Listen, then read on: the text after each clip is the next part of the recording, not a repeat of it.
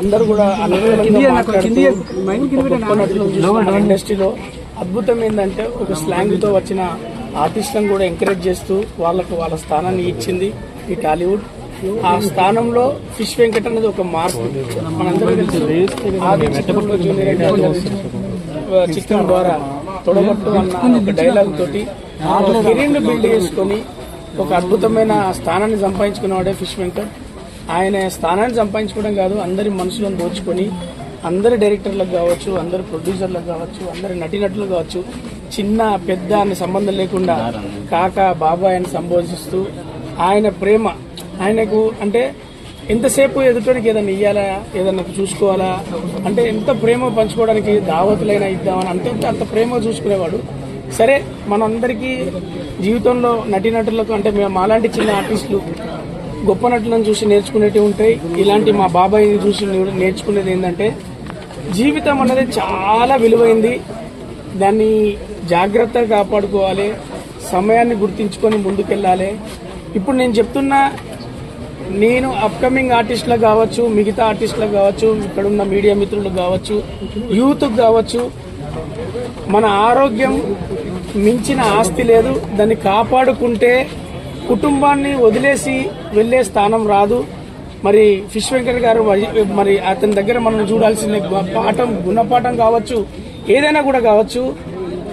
అతను లాస్ట్ వరకు కొట్లాడింది ఇంకొద్దిలా బాగుపడి ఇంకొద్దిలా మళ్లీ లేచి మళ్లీ నటించి వాళ్ళ కుటుంబాన్ని సెట్ చేయాలి అనే తాపత్రయం ఉండేది. మరి దానికోసం మేము ఫోన్లలో మాట్లాడినాం, ఎందుకంటే షూటింగ్లన్నీ దూరంగా ఉండేది. కానీ వద్దాం అనుకునే లోపు ఇది ఈ విధంగా జరగడం చాలా బాధాకరం. మళ్లీ చెప్తున్నాను, మన ఆరోగ్యాన్ని మించిన ఆస్తి లేదు. అది కాపాడుకుంటే తప్ప మన కుటుంబానికి మనం చూసుకోవాల్సింది మనం ఉంటేనే మన చరిత్ర. అదొక్కటే మీరు అందరూ నేర్చుకోవాల్సింది, మేమందరం నేర్చుకోవాల్సింది.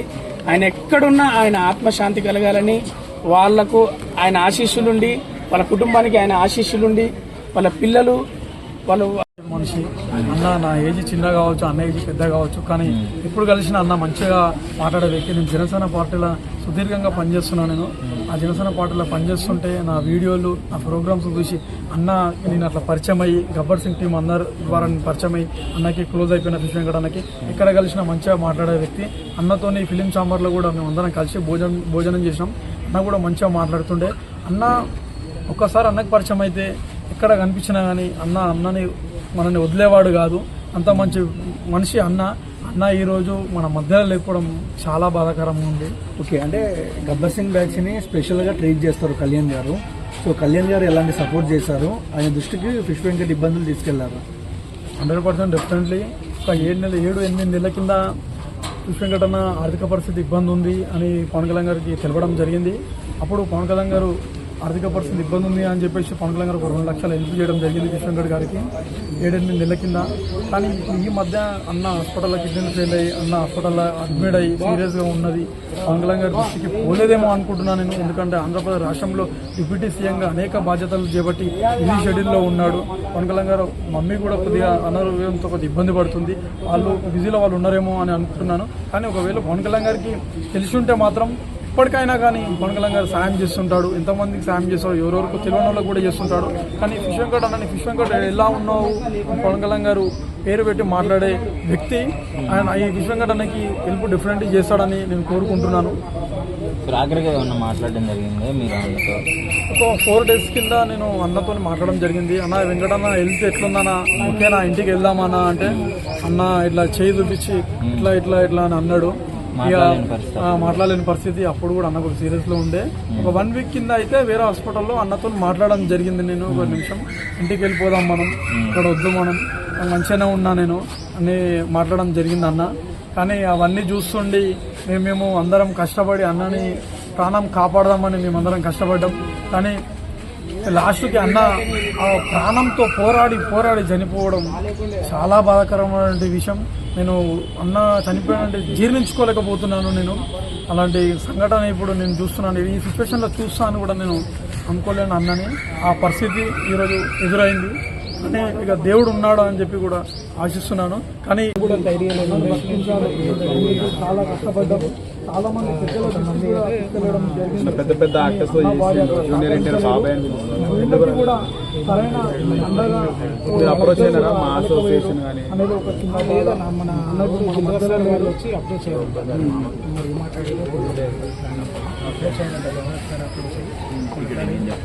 అలాగే మన విశ్వసేన్ గారు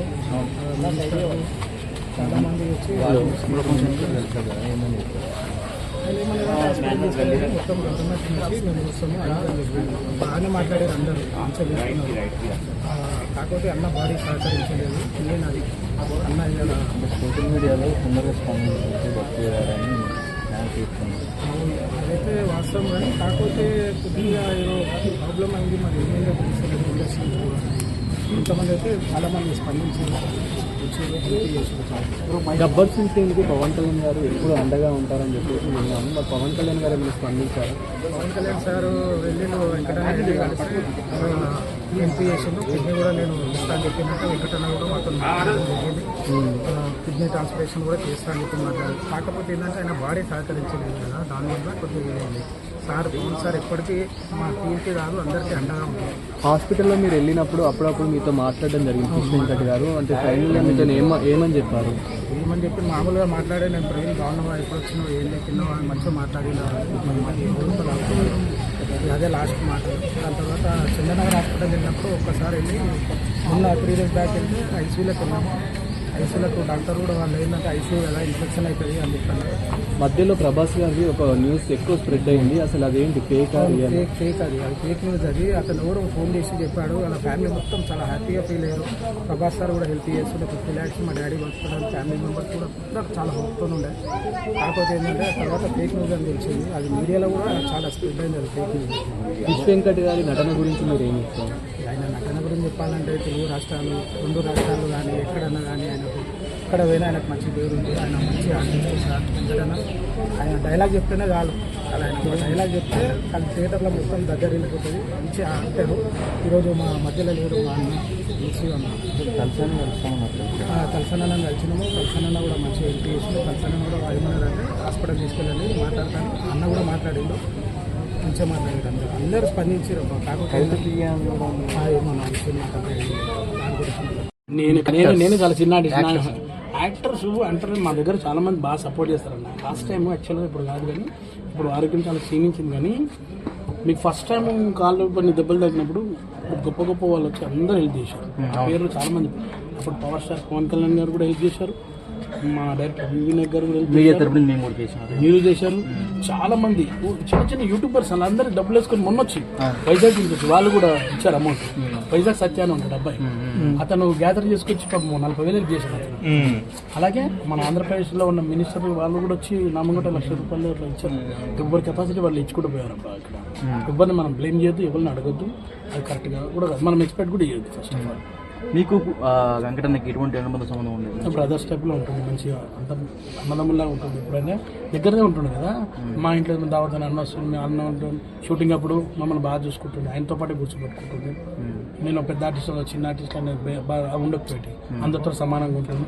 ఇప్పుడు అన్నవయ్య బ్రహ్మానందం గారితో మాట్లాడుతుంటాం. మాకు ఉంటుంది కదా, మేము కూడా మాట్లాడాలా బ్రహ్మానందం గారితో అంటే అప్పుడు అన్ననే పరిస్థితి. అన్న ఇట్లా చిన్న ఆర్టిస్ట్ వస్తారు, మేము కలిసి ఫోటో అట్లా ఫోటోలు కూడా తీపించిన పెద్ద పెద్ద. నేను ఎగ్జాంపుల్ బ్రహ్మానందం గారి పేరు రవితేజ గారు కానీ అప్పుడు నాయక్ సెప్పుడు రామచంద్ర గారు ప్రభాస్ గారితో యోగి చేసాము. అట్లా అప్పుడు అందరితోటి కూడా మంచి ఈయన అందరు బాగా లైక్ చేస్తారు. ఒకసారి విషయం కంటే నేను మాట్లాడినా నవ్వొచ్చేది అందరికి. వాళ్ళు బాగా ఎంజాయ్ చేసేవాళ్ళు అప్పట్లో. ఆయన డైలాగ్స్ కానీ ఆయన పంచ్ లైనర్స్ కానీ